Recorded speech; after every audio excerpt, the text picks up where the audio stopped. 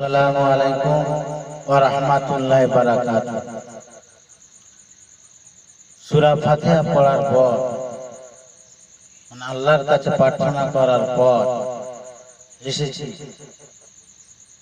এবার আল্লাহর কাছে সঠিক পথ চাওয়া হয়েছে।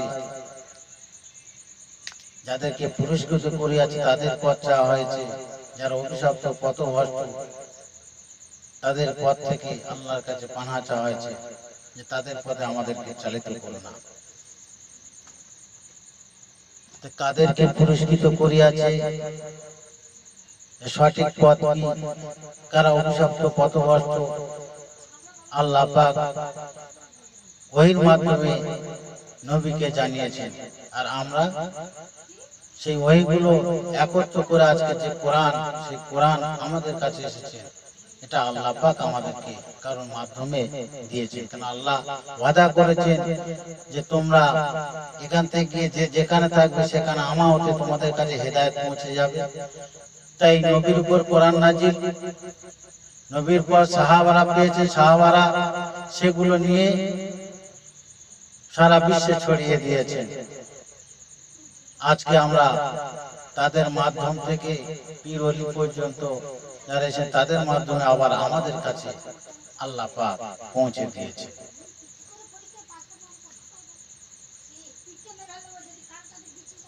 তাই কোরআনের সর্বপ্রথম সূরা হলো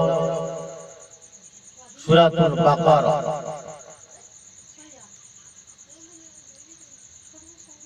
সেই বাকারার মধ্যে আল্লাহ পাক সর্বপ্রথম তিন শ্রেণী মানুষের কথা বলেছে। এক, যারা আল্লাহকে মাননেওয়ালা, আল্লাহর হুকুমকে মাননেওয়ালা, নিষেধ থেকে দূরে সরে থাকবে, তাদের জন্য সুসংবাদ দিয়েছে। আর যারা অবিশ্বাসী তাদেরকে সতর্ক বার্তা দিয়েছে। আবার একটা দল রয়েছে, তারা আল্লাহকে মানে তবে আল্লাহর হুকুমের মধ্যে নয়, তাদের নিজের ইচ্ছা মতো খামখেয়ালি ভাবে আল্লাহকে স্মরণ করে, আর যেগুলো নিষেধ করেছে সেগুলো তাদের মধ্যে পাওয়া যায়। তাই আল্লাহ পাক সূরা বাকারার প্রথম আয়াত তিনটে হরফ দিয়েছে, তিনটে হরফ দিয়ে একটা আয়াত তৈরি করেছে। সেটা কি? বিসমিল্লাহির রহমানির রহিম। পরম দয়াময় দারুণ দয়ালু আল্লাহর নামে শুরু করছি। আলিফ লাম মিম। আলিফ লাম মিম এই তিনটি হরফ দিয়ে একটা আয়াত তৈরি করেছে। আমরা দেখছি যারা আল্লাহর প্রতি ঈমান এনেছে, প্রথম তারা মৌখিকে ঈমান এনেছে, 7টা কলেমা তারা পড়ে নিয়েছে। এই কলেমাগুলো কোথা থেকে এলো, কে তৈরি করলো, কোথা থেকে তৈরি করলো? নিশ্চয় নবীর উপর কোরআন নাজিল। আল্লাহ নবীকে জ্ঞান দিয়েছে কোরআনকে বোঝার জন্য, আর নবী কোরআন থেকে জ্ঞান অর্জন করে সাহাবাদেরকে দিয়েছে, সাহাবাদের থেকে আজকে আমরা পেয়েছি।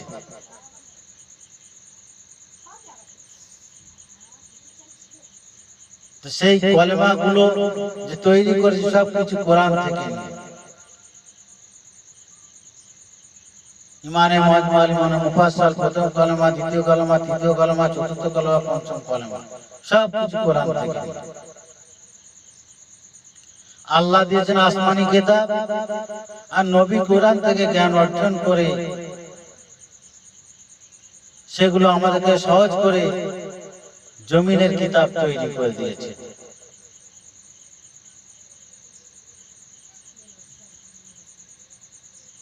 তাই সেই 7টা কলেমা প্রথম শুরু আমানতু বিল্লাহি কামা হুয়া বিআসমাই ওয়া সিফাতি ওয়া কাবিলতু জামিয়া আহকামি আরকানি। তারপর আমানতু বিল্লাহি ওয়া মালাইকাতি ওয়া কুতুবি ওয়া রাসূলি ওয়াল ইয়াউমিল আখির ওয়াল কদরি খাইরি ওয়া শাররি মিনাল্লাহি তাআলা ওয়াল বাসি বাদাল মাউত। লা ইলাহা ইল্লাল্লাহ মুহাম্মাদুর রাসূলুল্লাহ, আশহাদু আন লা ইলাহা ইল্লাল্লাহ ওয়া আশহাদু আন্না মুহাম্মাদান আবদুহু ওয়া রাসূলুহু, লা ইলাহা ইল্লাল্লাহ ওয়াহদাহু লা শারীকা লাহু লাহুল মুলকু ওয়া লাহুল হামদু ইউহয়ী ওয়া ইউমীতু ওয়া হুয়া হাইয়্যুন লা ইয়ামুতু বিয়াদিহিল খায়র ওয়া হুয়া আলা কুল্লি শাইইন কাদির। لا إله إلا أنت نوري يهدي الله لنوره من يشاء محمد رسول الله إمام المرسلين ختام النبيين. اللهم إني أعوذ بك من أن أشرك بك شيئا وأنا أعلم به وأستغفرك لما أعلم به وما لا أعلم به. تبت عنه وتبرأت من الكفر والشرك والمعاصي كلها وأسلمت وآمنت وأقول أن لا إله إلا الله محمد رسول الله.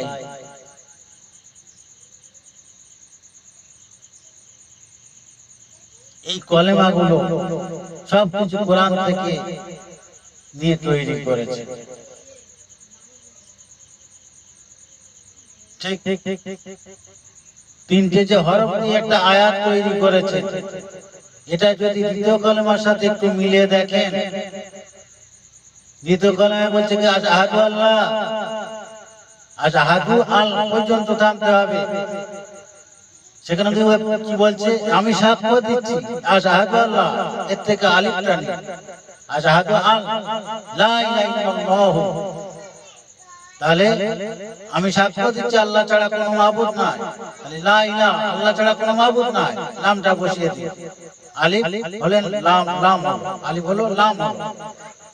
ওয়া আশহাদু আন্না মুহাম্মাদান আবদুহু ওয়া রাসূলুহু, আমি আরো সাক্ষ্য দিতে এসেছি হযরত মুহাম্মদ মুস্তাফা সাল্লাল্লাহু আলাইহি ওয়াসাল্লাম আল্লাহ তাআলার বান্দা ও রাসূল। তাহলে মুহাম্মদ যে আল্লাহ পাকের বান্দা ও রাসূল, সেই মুহাম্মাদের নাম শর্টকাটে মিমটা নিয়ে নি, মিমটা ওখানে বসে দিই, তাহলে আলিফ লাম। দুনিয়াতে কোন জায়গার নাম, কোন ব্যক্তির নাম যদি সংক্ষেপে লেখা হয়, ছোট করে লেখা হয়, কেমন করে লেখে? ধরুন কোন ব্যক্তির নাম আবু কালাম মোল্লা, এই আবু কালাম মোল্লা থেকে আবু থেকে এ নিতে হবে, কালাম থেকে কে নিতে হবে, আর মোল্লা থেকে এম নিতে হবে, তাহলে কি হলো আবু কালাম মোল্লা। ঠিক ওই রকম এই যে দ্বিতীয় কলমাটা যদি আপনি ওই জায়গাটায় বসান, তাহলে মিল খেয়ে যাবে। ও আল্লাহ পাকের বান্দা বান্দিরা, ও বিশ্বের মানুষেরা, আল্লাহ পাক তারপরে জানিয়ে দিলেন জালিকাল কিতাবু লা রাইবা ফিহি, এটা সেই মহাগ্রন্থ আল কোরআন, এতে কোনো সন্দেহ নাই। এটা সেই মহাগ্রন্থ আল কোরআন, নবীর উপর যা কিছু নাযিল হয়েছে সবগুলো একত্র করে আল্লাহ পাক সেটাকে নাম দিয়েছেন কোরআন, আল কোরআন। এই কোরআনের মধ্যে যত কথা আল্লাহর কথা, যত বাণী, সব কিছু আল্লাহর কথা, আল্লাহর বাণী, এর মধ্যে কোনো সন্দেহ না। এটা কেন লিখলো? কোরআন আপনাকে সব উত্তর দিয়ে দেবে। ও আল্লাহ পাকের বান্দা বান্দিরা, ও বিশ্বের মানুষেরা, আল্লাহ পাক জিবরাইল আলাইহিস সালাতু ওয়াস সালামের মাধ্যমে ওই নাজিল করে নবীকে সতর্ক করে দিলেন, আল হাক্কু মির রাব্বিকা ফালা তাকুনান্না মিনাল মুমতারিন, ও নবী এটা তোমার মালিকের পক্ষ থেকে পাঠানো সত্য, তাই তুমি সন্দেহকারীদের মধ্যে গণ্য হইও না। এর আগে যাদেরকে কিতাব দিয়েছে তারা কি করেছে? কিতাবের কথাগুলো আল্লাহর কথা, সেগুলোকে তারা কি করেছে?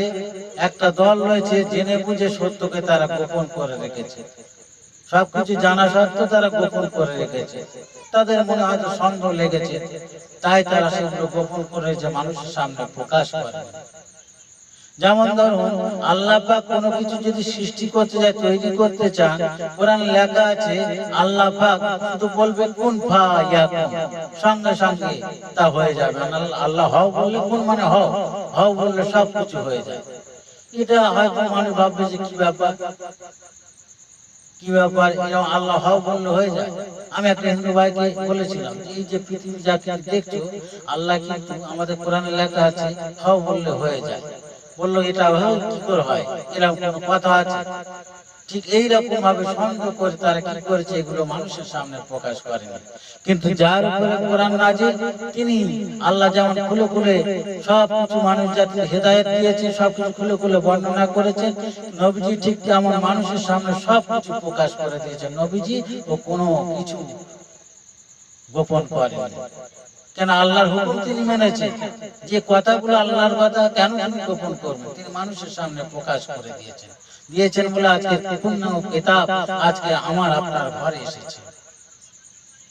আজকে আমার আপনার ঘরে এসেছে। তাহলে কোরআনের মধ্যে সূরা বাকারার প্রথম 3 শ্রেণী মানুষের কথা বলেছেন। যারা আল্লাহর হুকুমকে মাননেওয়ালা তাদেরকে সুসংবাদ দিয়েছেন, আর যারা অবিশ্বাসী তাদেরকে সতর্ক বাণী দিয়েছেন।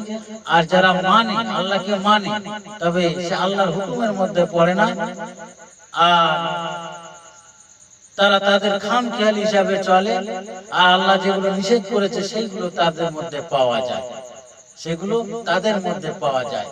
তাই আল্লাহ পাক দুনিয়া মানুষদের সঠিক পথের দিশা দিয়েছেন।